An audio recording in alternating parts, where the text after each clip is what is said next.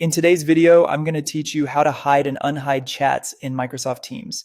If your chat list feels overwhelming, this simple approach will help you keep things organized without deleting any messages or leaving important conversations.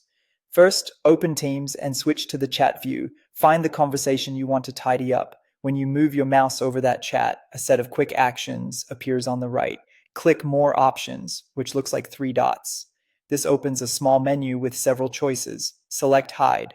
You may see a small hide icon next to the word, and once you click it, the chat instantly disappears from your visible list. This is purely cosmetic and reversible. Hiding does not remove you from a one-on-one, group, or meeting chat, and it does not delete the history. If someone posts a new message in that chat, it will automatically return to your list, so you won't miss anything important.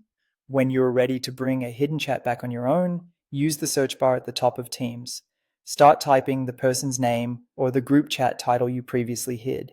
Teams will suggest matches as you type. Choose the correct conversation from the results to open it. This is the quickest way to locate any hidden thread, especially if you can't remember exactly where it was in your list. Once the conversation is open, look for the option that lets you restore it to your chat list. Click Show Hidden Chat History. Doing this makes the entire conversation visible again and places it back with your other chats. From that point on, it behaves like any normal chat and will move up and down your list based on recent activity. A few tips to keep in mind as you manage your list. Hiding is ideal when you want to declutter without losing context or records. It's different from leaving a chat, which removes you from the participant list, and different from deleting, which only clears messages on your side where allowed. If your goal is to reduce interruptions rather than remove a chat from view, consider adjusting notification settings for that conversation.